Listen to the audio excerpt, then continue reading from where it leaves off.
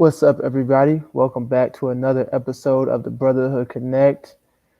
We are going to wait for our guest for tonight's evening event. We're excited to have him. I know you all know who it is already, but we're going to let him get situated. Help everyone is staying safe during this time still. Happy Thursday. Make sure you have your questions ready for at the end of the episode. TG would definitely answer some questions that y'all have. And yeah, we're excited. Got some good questions for him lined up.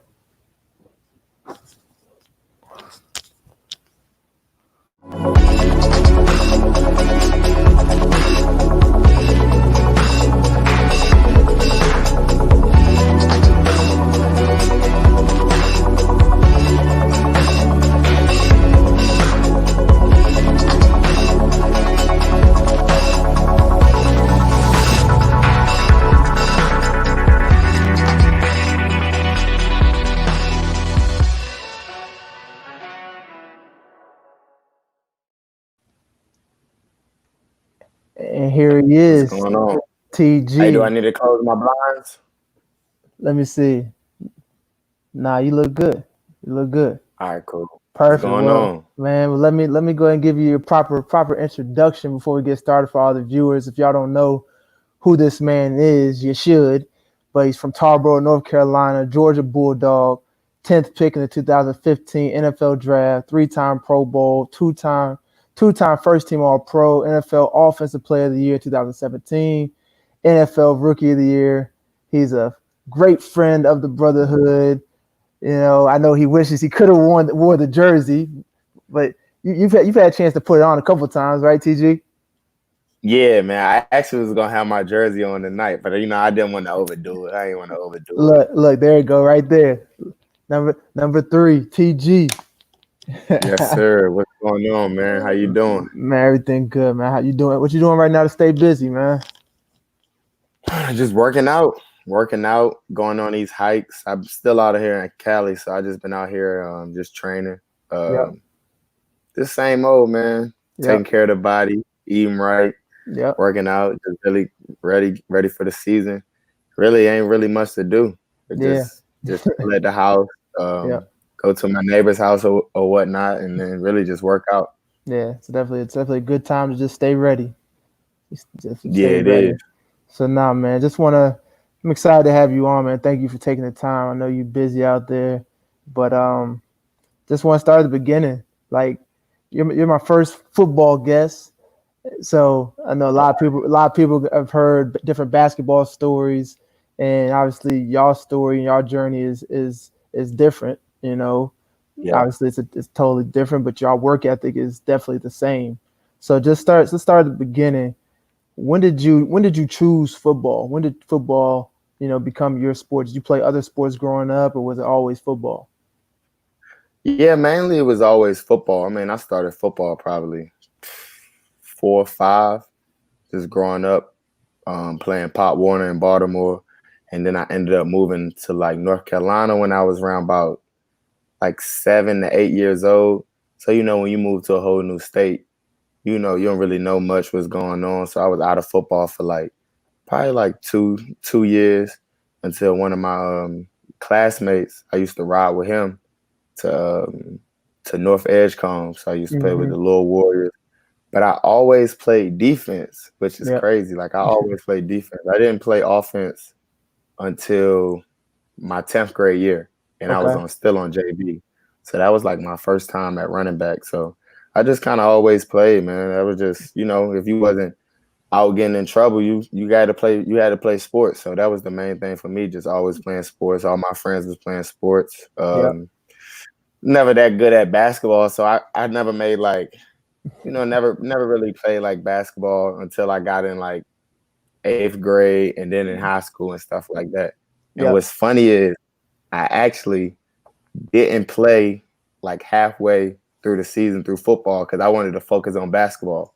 Yep. Like I was like, man, it was more like I was tired of playing football. Like I played it all my life. I wanted to give something else, a try. So I tried to go after that.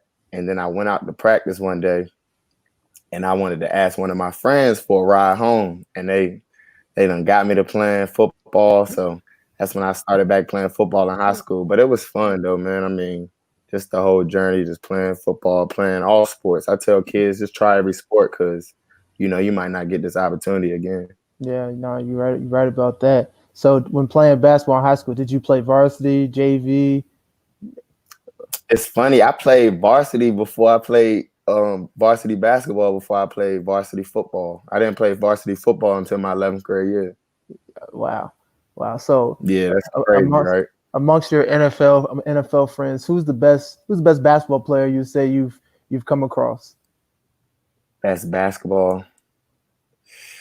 Oh no, I know some good ones. I know I played with a guy at Georgia. He was from Tennessee, Marlon Brown. He was like Mr. Tennessee. Okay, Um, DeAndre Hopkins.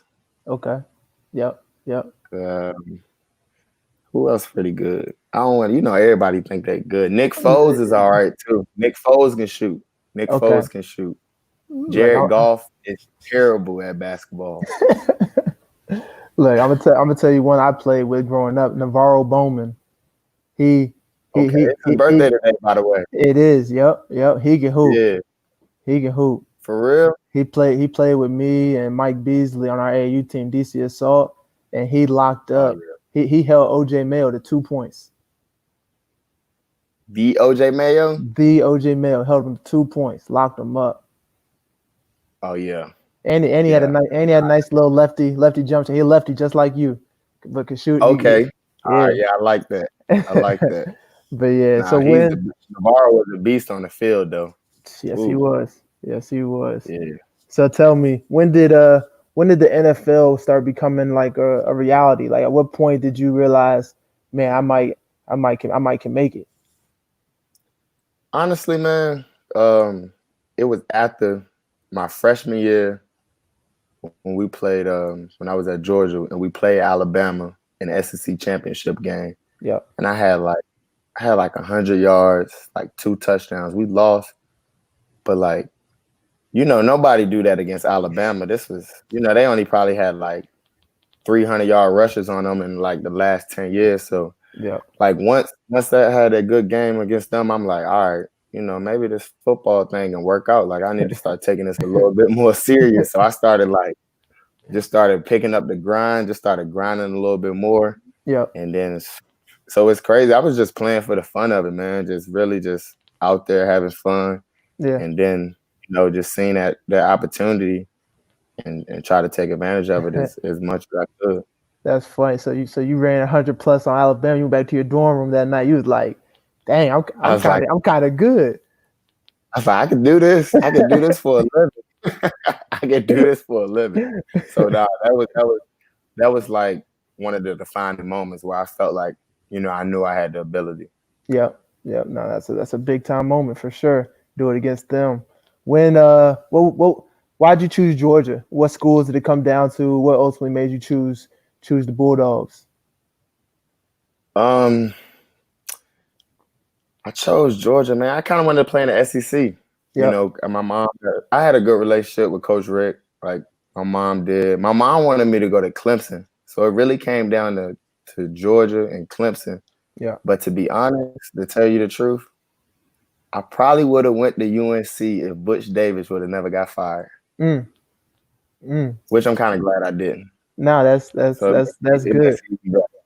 Yeah. So I mean, it just kind of came down to that fact that like it didn't matter if I was in state or I was out of state.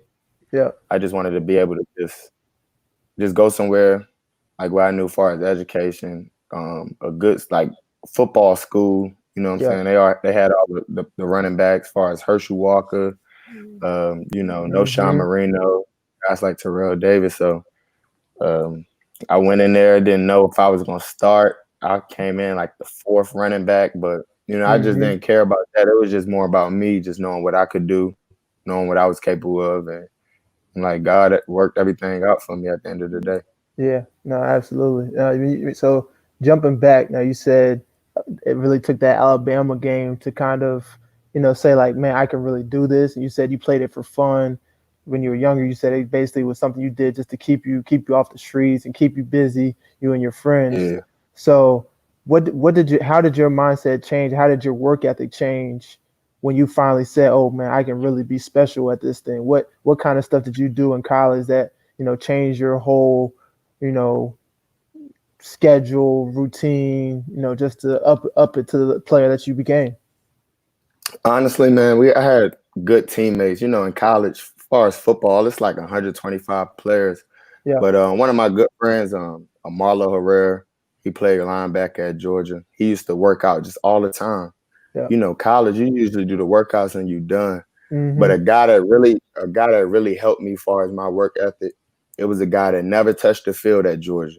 Yeah. He was like, probably the third or the fourth string quarterback, and his name was Fatone Bowder. And I Mm. was like, he was working hard. I'm telling you, like, just working hard, like every day. And I say, how am I gonna let a guy that never touched the field work harder than me? I took that upon Yeah. myself to like just step up my game. And it Yeah. wasn't nothing to doubt him or to down him. It was more just like I appreciated him for just giving me or showing me how to work. Yep. He just did it no matter Yep. what, knowing that even if he knew he wasn't gonna touch the field or not, he just knew he was gonna give it his all. So it was just time for me to be able to do the same and just pick it up a notch and then, if everything worked out, it worked out. But you know Yeah. how it goes. If you give it your all and it don't work out, you can live with that. If Yeah. not, then you always regret it. Absolutely. No, it's crazy. Just to hear you say that, it makes me think like you can get inspiration from different players. It All the doesn't always have to be the star player. It could be somebody that's not playing, that's working their butt off, and you notice stuff like that, and like you said, it motivated you. Like Yeah. for me, the player that motivated me was Kyle Singler. I don't know if you met. I don't know if you met Kyle, but obviously he was on my 2010 championship team, I and used to call y'all the Triple S, Singler, the Smith, and Shire. yes, sir. The triple S, man. Kyle was a worker. And obviously I always felt like I worked hard coming into college, but then you always meet somebody that's working a little harder. So I used to be looking at him like, dang, like he really working. Like I'm working, but he really, really working. So then I just really gravitated towards him and kind of let him motivate me and push me even more until we both were working at the same level. So no, that's big time stuff, and the fact that you can find a true leader like that, that wasn't playing is good. It's big time, and it says a lot about that program because y'all Yeah, y'all most obviously definitely. talented. Yeah, nah, most definitely, man. It's just I do it with my friends now. It doesn't matter, if they have $1 or they got $1,000,000. It's like we all can motivate each other. We all can use each other for motivation, Yep. and help each other just be better men, better players, just better people at the Yeah. end of the day. And that's what it's all about. 100%, man. 100%. Now we hit college. Talk about your transition from the college ranks to the NFL, where you didn't miss a beat. I mean, you obviously you went in, was NFL Rookie of the Year. Like, talk about that transition. What were some of the things you had to learn, adjustments from the style of play, physicality? Like, you made it look easy, but I'm sure it wasn't. What was that like? I mean, for me, as far as like, cause I had tore my ACL the last game, Yeah. my last college game, so it was more like that comeback factor. Come back, just show that I can be able to play in this league. I knew what I could do in college, and that's one of the reasons I wanted to play in the SEC because half of those guys would be the same guys that I played in college. So it's just like Yeah. seeing those faces all over again. But for me, it was about just being patient, doing my rehab, and when the time came, I just had to just be able to be ready, and it was just fun, man. I mean, it started off like super fast, but Yeah. by that third game, everything started slowing down. Really just started gaining knowledge, learning defenses, learning how guys are going to play me, studying linebackers. Like college, you study guys, but you Hmm. don't do it as much how you do in NFL, especially Nah. Yeah. playing against guys, twice a year, being able to play against guys like, Earl Thomas, Cam Chancellor, Bobby Wagner, the Cardinals, having guys like Chandler Jones, Patrick Peterson, like just being able to go out against those tough competitions, guys like Navarro Bowman, like my rookie year, having to go up guys like that, like it don't get much better than that. So it was really like just stepping up, and if I knew I could compete with those guys, I knew I could compete with anybody. And then it's about like being coachable, but also just kind of just getting better. But it was crazy at first, but I got the hang of it. But thing about the NFL, man, it's about, what can you do for me, this week, and you just got to keep being able to be able to do it and just be consistent. Yeah. No, that's big time. So let me ask you. I know you were never scared, but like for me as a guard, there were some big guys that when I saw them down near the basket, I was kind of like, I really got to go with a nice little floater or Yeah. something. Like, so when you line up in the backfield, what linebacker or DN was on the other side that was just kind of like, I better run away from him and fast? Like who put a little bit of fear in you? Not fear. I ain't gonna say fear. I know you ain't scared, but who kind of like, let me run a little harder this way? For me, it's Bobby Wagner. Like, you got to be on your A game. It's like most guys, I'm a bigger guy, but like 4th and 1 against him, 3rd and 1 against him, it's like, he's stout and he's going to bring it every time. So, and I'm going to bring it too. So it's just like, you got to just be on your A game against a guy like that for real, because he knows where the ball is going. He's going to get off the block. And at the end of the day, you just going to have to beat that man across you. It's a one-on-one game. So that's why I love it going against him, man, twice a year. Actually, I get to start off the season against the Seahawks. So, yeah, Bobby, KJ Wright, I got to give credit to KJ Wright. He played right alongside with Bobby Wagner. So those two guys together, and they super good, super talented. Just knew I had to be on my A game. Navarro too. My rookie year had to be on my A game with him. Navarro was tough, man. Navarro was tough. Yeah.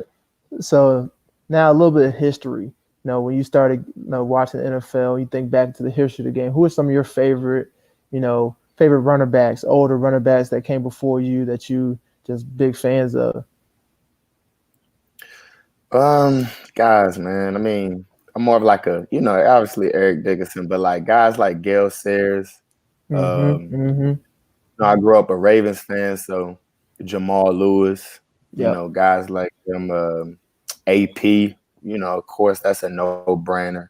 I'm a younger guy, man, so I was going for the guys I was watching when I was in college and high school. The Matt Fortes, this Jamal Charles, all that. But there's so many guys that's out there that's well respected, and I can't forget Barry Sanders. Like my coach, my running back coach when I was with the Rams, Skip Pete, his brother Rodney Pete was Barry Sanders' quarterback.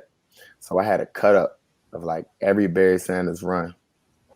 And man, when I watched it, I was like, yeah, he's definitely the GOAT. Like he's the greatest of all time, hands down. Like I don't understand how he would do it. Like the quarterback would literally like hand the ball off, wouldn't even do his fake. He'll just turn around and just started watching Barry. I'm like, yeah, that's for sure. I remember you came to play with. You had a Barry Sanders shirt on. Yep. Barry. So when you got to the NFL and you got Madden 15, like did you go play with yourself right away on Madden 15? Actually, not Madden 15. It was more like 16 because this one I went to more like I'm a gamer guy, but I'm more of a Call of Duty. Like I'm a Call of Duty guy. I like Madden.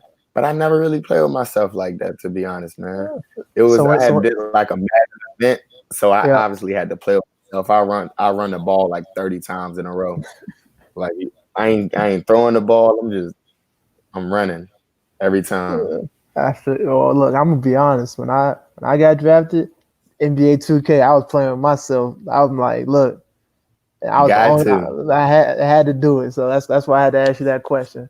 I had to find out if it's the same thing where you run to Madden, just all me, 400 yards. But the thing is, I suck when I play like with my team. But when I play with another team, it's like, all right, I can do a lot better. I don't know why. Probably because I'm not so biased trying to use myself the whole time. Yeah, I feel that. So Now, once before we get into the real reason I know a lot of Duke fans are really listening tonight is Yeah. obviously why when did you choose Duke and all that. So I'm gonna get to that in a second.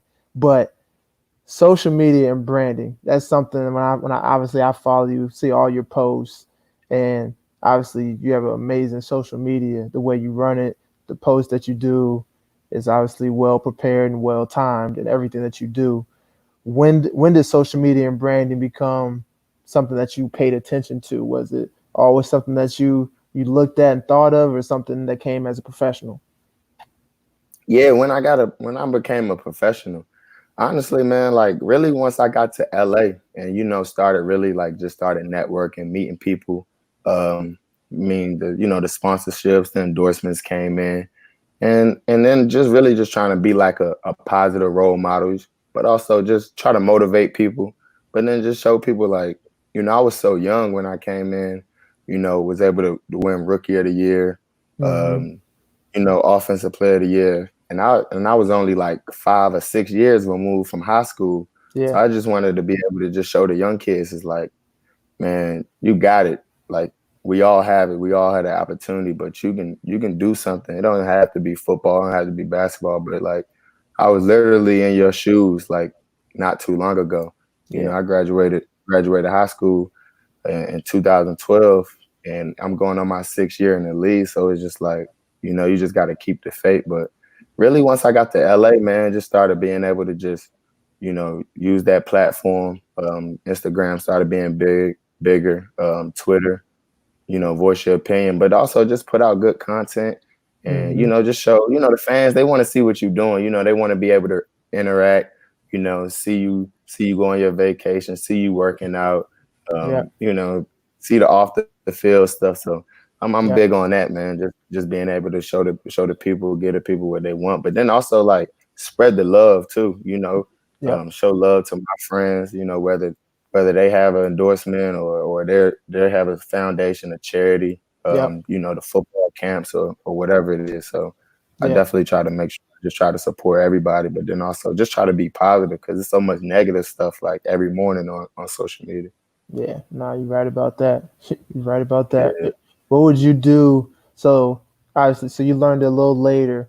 What would you tell a young college kid, freshman, sophomore, getting into it as far as social media and brand? What would you give them that same advice as far as what are they posting? What advice would you give a young college athlete coming up with social media?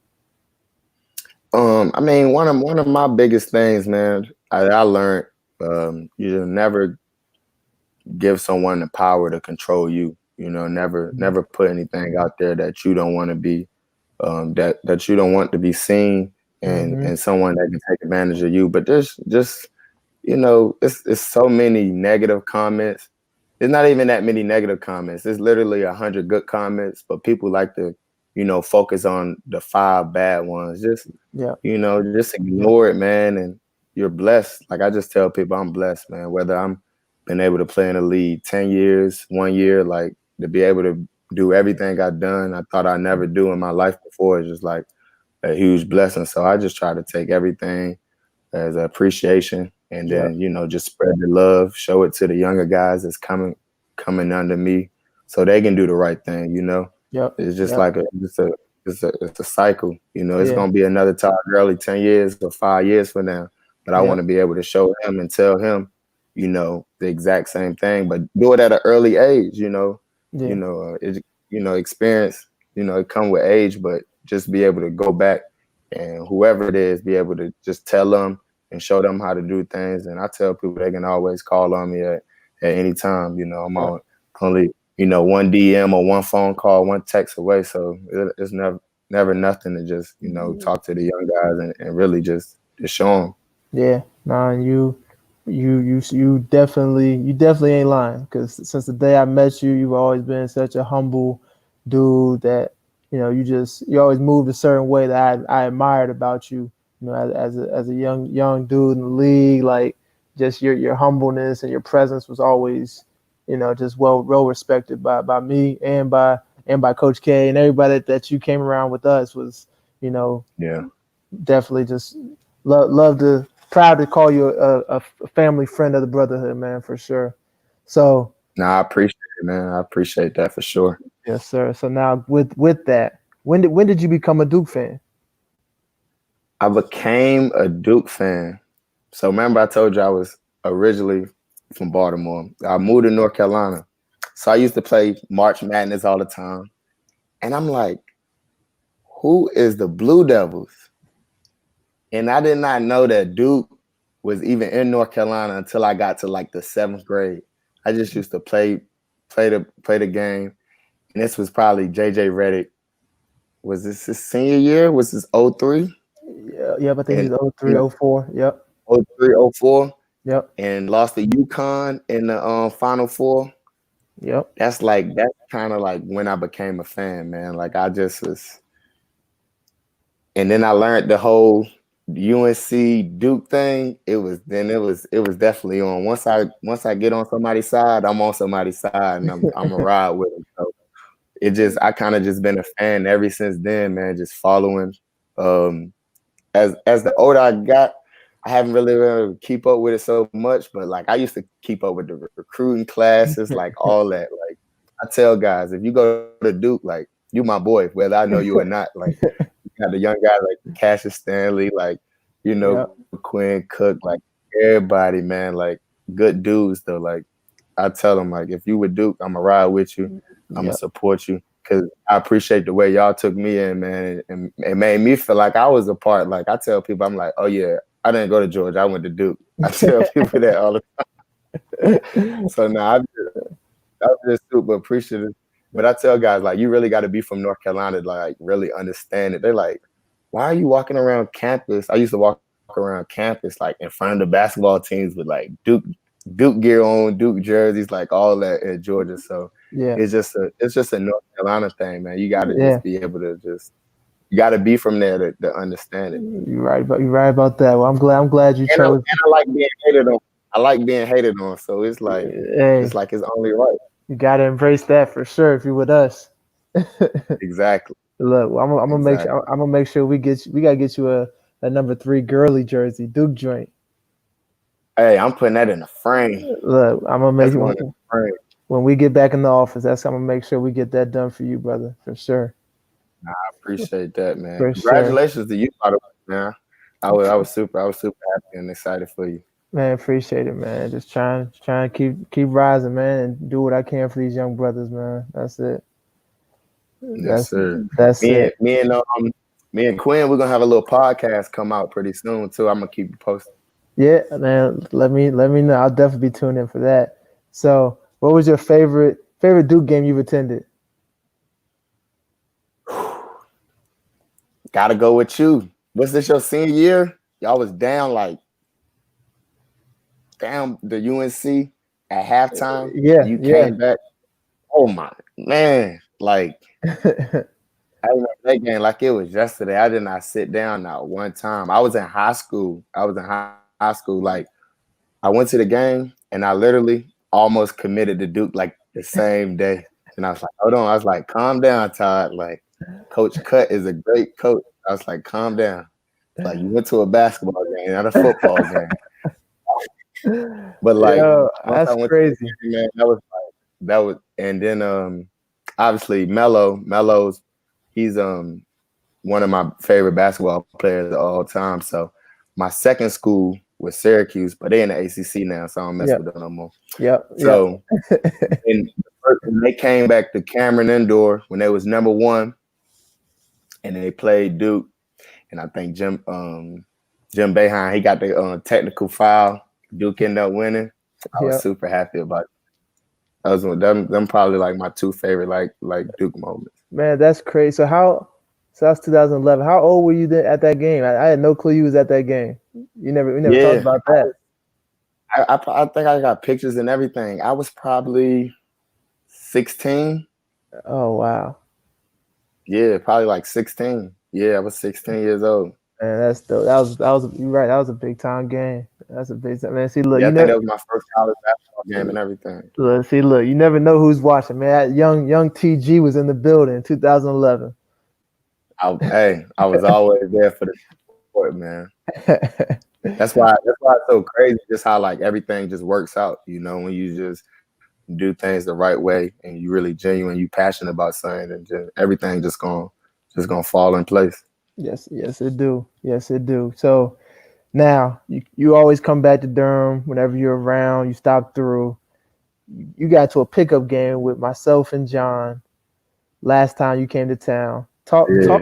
talk, talk about that game. Like, did we tire you out? Yes, because first of all, when I come back, I'm not working out. I'm not doing nothing. So that's literally like my first workout ever. And then y'all do the 100. Y'all go all the way to 100. Y'all take a little 2-minute water sips. Then we like, Not let's even go. 2 minutes. We like, let's Be go. like 50 seconds. Then be like, let's go. But it'd be good work. But basketball, man, it's like once you get the ball in your hand, you ain't Yeah. tired. But other than that, I'll be, ooh. But it's good work though, for sure. It's good Yeah. work. I be telling my friends about that. I'm like, yo, we need to play like this. They look at me like I'm crazy. Man, look though, y'all get in shape real quick. Yeah, nah, most definitely. So last two questions I got for you, brother, man. So first, talk about you going back to Georgia now, going back Yeah. to where your school is. So obviously has a big place in your heart. You excited about the move? You excited to get back on the field, back down there? What's that been like for you emotionally, mentally? Like how you feeling?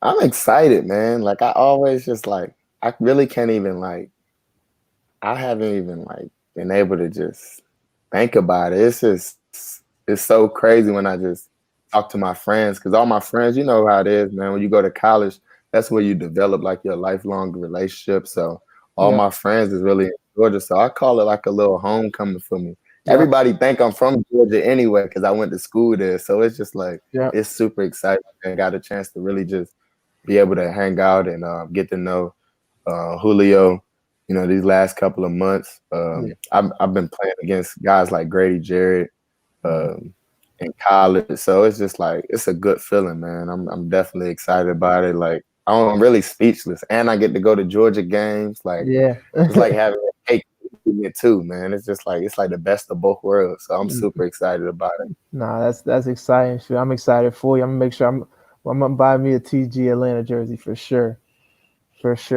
Oh yeah, So nah, yeah, I gotta get you one, man. man, so last thing, I already talked about you as a human being. I just love the way you move, the way you interact. I came down to your football camp down in Tarboro. When was that? Two years ago? Yeah, Yeah, yeah. no, last year, That was last year. Yep, last year. yeah, And crazy. and, and one thing I admired about you was the way that you were present at your camp. Like a lot of athletes, they have camps and they're there, but like they're not really present. They're in the moment. You were really in the moment, just watching the kids come up to you. Like I kind of sat back and just kind of watched that. And I was just like, man, this is a good dude. Like I was just impressed with the way you handled yourself, in your hometown. The kids look up to you. Like where does that come from? That humbleness, the humanness to just be real when you're out in public, and like where does your vision take you, after all your football camps, and what else do you want to do in different communities? Yeah, man, I really think it just comes from my parents. Really, my mom. Like, my mom, she'll sit down and she'll talk to anybody, stranger. Great heart. Always giving great advice. And then, all the kids at my camp, man. I'm from a small town, so half those kids now at my camp, I went to school with their parents, so it's funny. It's just the respect I have, like, for my peers and my friends, and then just being able to give back, go back, get a camp. I never had, people say they never had that opportunity. I never had the opportunity to be able to go to a professional football camp for free and just enjoy myself, go out there with my friends. It's just a good time. So I'm all about being able to just get back to the community, whether it's in Atlanta, it's in LA, it's in North Carolina, Yeah. Baltimore, like wherever it is. I didn't get here by myself. It took a whole community to raise me. So I'm just blessed to be able to be in the spot I'm in. I'm excited to be able to go to Atlanta, do some stuff in Atlanta. And, hopefully once everything ends and get back started up, man, I can, get things back rolling, keep doing these camps, keep doing this philanthropy work, and it just keep inspiring people, just keep giving back, because that's what it's all about, I'm not going to be able to play football forever, but, I want to be able to just help other people achieve their dreams. And I tell the kids this all the time, it's not about, yourself, it's about others, because there's nothing better than being able to be successful with your friends. Why it's cool to be successful by yourself, but why not do it with your friends? That way you have a whole team and you have a good, genuine people around you. Yeah. No, it's big time, man. The way I look at it, you doing God's work, and you keep doing that, man. You're gonna keep getting blessed. You'll keep getting blessed, man. So proud of you, happy for you, and I know the cities that you're in, they're thankful. They should be very thankful to have you. So keep doing what you're doing. We're gonna take two questions from the fans. We already kind of taking too much of my brother's time. So yeah, you good, man. Let's see what we got. Two questions. Who's your favorite Duke player of all time?